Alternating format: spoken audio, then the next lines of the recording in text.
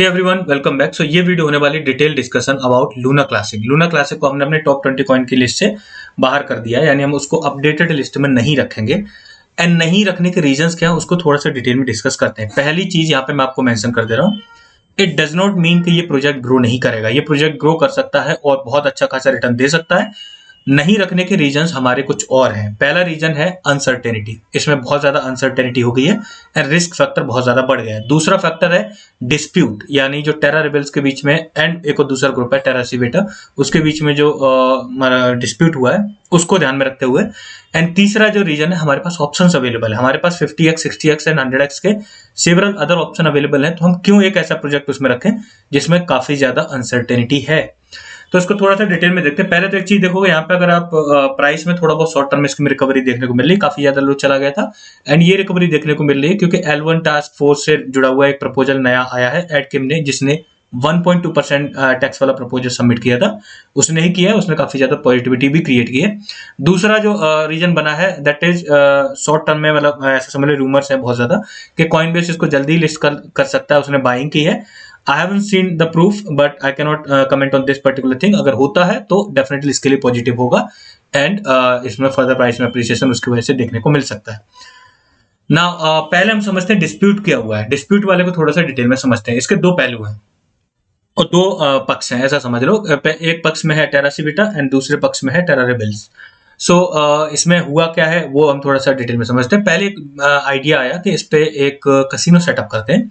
Casino जिस पर आप बेट कर सकते हैं उसका सर्टेन परसेंटेज बर्न में जाएगा, जिसकी वजह से ज्यादा लूना क्लासिक बर्न हो सकता है क्योंकि एक नया यूज केस क्रिएट हो जाएगा। Community was very happy and cheering it मतलब फॉर दिस थिंग। बट जैसे ही कसिनो के मतलब जो अनाउंसमेंट हुई उसके बाद क्या हुआ, टेरा रिबेल्स ने अक्यूज किया टेरा सिविटा को और रेक्सी करके पर्सन है कि उसने उनका आइडिया चुरा लिया। ये उनका आइडिया था और रेक्स जी को क्या करना था कि सिर्फ मतलब फैसिलिटेट कराना था जो मतलब कोऑर्डिनेशन। आउल डाउ करके एक जो डिसेंट्रल ऑटोनोमस ऑर्गेनाइजेशन है जो उसमें मतलब काफी ज्यादा उसका इन्फ्लुएंस रहेगा, उसको फैसिलिटेट कराना था और उसने उसका आइडिया चोरी कर लिया और खुद वो प्रोजेक्ट लॉन्च कर दिया। देन ये चीज यहाँ पे नहीं रुकी एंड ये मतलब चलता रहा साइडवेज, मतलब उधर से भी कमेंट्स आते रहे, इधर से भी कमेंट्स आते रहे। लेटर ऑन जब एक अनाउंसमेंट हुई कि जो सेपरेट यानी स्टेशन बनाना है उनको, जो अभी मतलब टेरा स्टेशन है उसका एक सेपरेट स्टेशन यानी रिबेल स्टेशन नाम दिया उन्होंने, और उसको सेटअप जब किया गया तो टेरा सिविटा ने अक्यूज किया कि फंड्स का मिसयूज हुआ। पहले तो टेरा रिबेल्स ने एक प्रपोजल लाया और जो बहुत अच्छा खासा उसमें अमाउंट था, नियर टू $150,000 यानी $1,50,000 के बराबर। एंड टेरा सिविटा ने प्रूफ भी दिखाया, चैट्स के भी प्रूफ दिखाए कि ये जो फंड है वो अलॉट कर दिया गया कम्युनिटी मॉडरेटर्स को, यानी जो मतलब जैसे डिस्कॉर्ड मॉडरेटर है या फिर टेलीग्राम मॉडरेटर्स है उनको, एंड मच मोर ऐसे लोगों को जिनका उसमें कोई भी टेक्निकल रोल नहीं था। एंड ही हैज अक्यूज, मतलब जो टेरा रिबेल्स ने बोला कि 2 महीने लगेंगे इसको करने में, बहुत बड़ा टास्क है, जबकि मतलब कुछ क्रिटिक्स का कहना है कि इसको करने के लिए एक ही डेवलपर काफी है and within a week और maybe within 15 days single developer can achieve it. Now अब ये डिस्प्यूट चल रहा है, बिल्कुल एकदम समझ लो एकदम से कैट फाइट।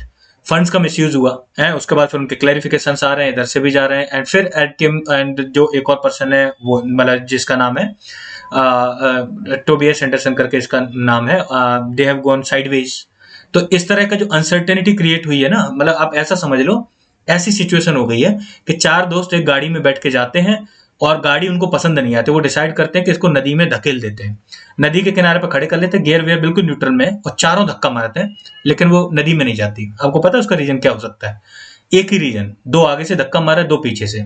और वही सिचुएशन होगी इसकी लूना क्लासिक की कि इतनी ज्यादा एक अनसर्टेनिटी क्रिएट हो गई है कि मतलब यही नहीं पता चला कि प्रोजेक्ट किस डायरेक्शन में जा रहा है, जबकि इसको किस डायरेक्शन में जाना चाहिए, ज्यादा से ज्यादा यूज केस क्रिएट करने चाहिए जब तक इसको बाइनेंस की सपोर्ट मिली हुई है एंड अदर जो वे हैं जिनसे ये ऑलरेडी बर्न हो रहा है।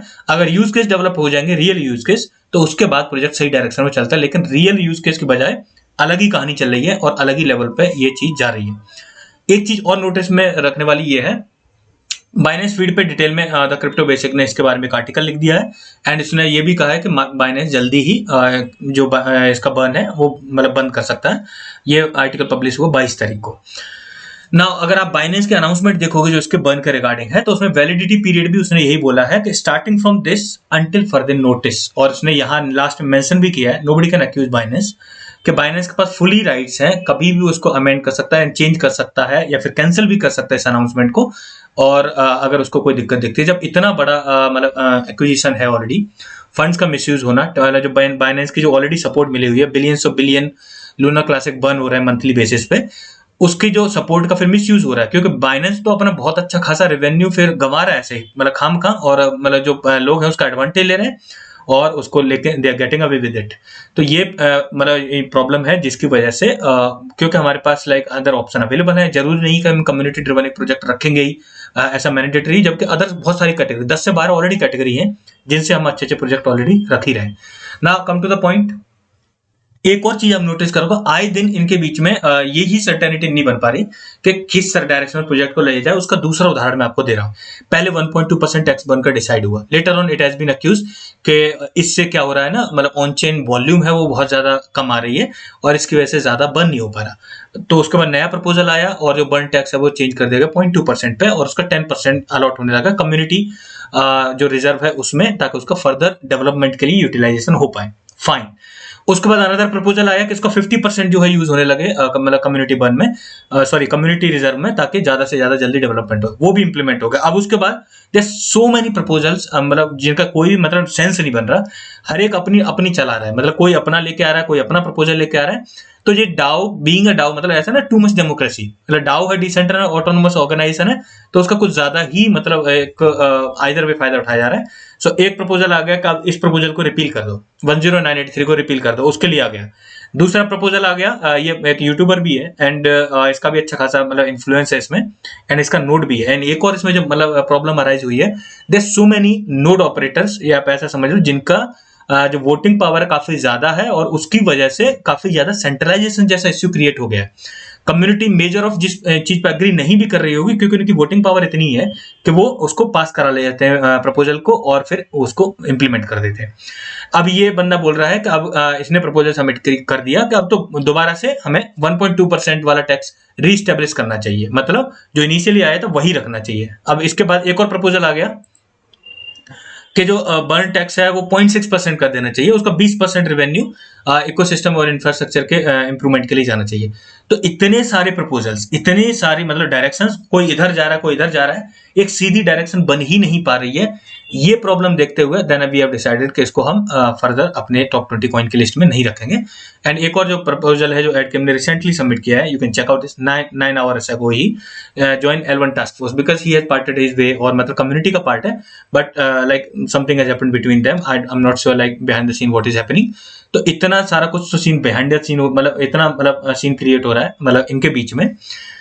सो जब तक ये क्लैरिटी नहीं बनेगी, अभी इसमें बंदे ने यहाँ पे हाईलाइट कर दिया क्या क्या चीज पे काम करेंगे, जैसे जनवरी में किस पे काम करेंगे, फरवरी में किस पे काम करेंगे, मार्च में, ठीक है, he is trying to giving the project direction, and ज्यादा से ज्यादा लोग अगर इसके साथ जाते हैं तो प्रोजेक्ट ऐसा भी हो सकता है बाद में ऑन ट्रैक आ जाए, यानी डायरेक्शन में आ जाए। अभी की जो हालत देख रहे हैं इसके बेसिस पे हम ऐसा डिसीजन ले रहे हैं। अब बात आती है, अगर आपने लूना क्लासिक होल्ड रखा है, what you can do, should you sell out और should you keep your position, तो आपके ऊपर है, it will be solely your choice. आप चाहो तो उसको रख सकते हो, कम्युनिटी ड्रिवन प्रोजेक्ट है, हो सकता है आगे चल के बहुत अच्छा ग्रो कर जाए, और हो सकता है नहीं भी करे, दोनों ही सिनेरियो, रिस्क फैक्टर भी ज्यादा अब हो गया है। और अगर आप चाहो तो बहुत सारे हमारे पास ऑप्शन है, अगर किसी भी उसमें ऑप्शन में अलॉट करना चाहो, you free to do that, that will be solely your choice. मतलब ऐसा समझ लो मैं कोई भी नहीं हूँ उसके लिए आपको एक स्पेसिफिक डायरेक्शन देने के लिए।